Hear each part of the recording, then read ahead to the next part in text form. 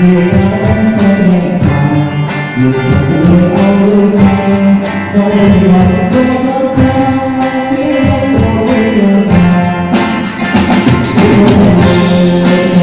Hãy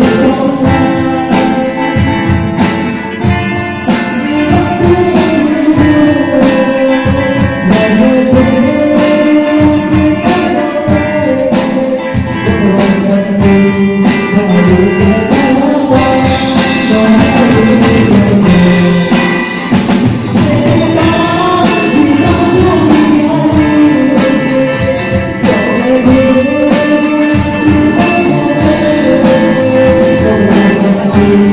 cho kênh Ghiền Mì Gõ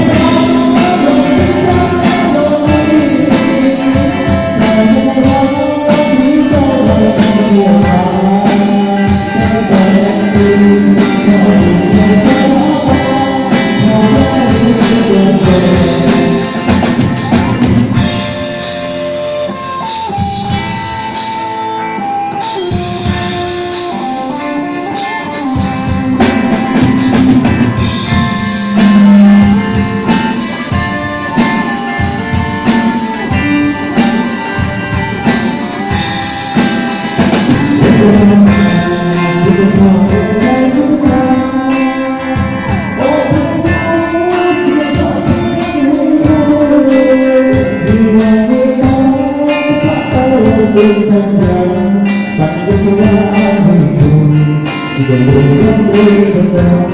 lỡ những video hấp dẫn.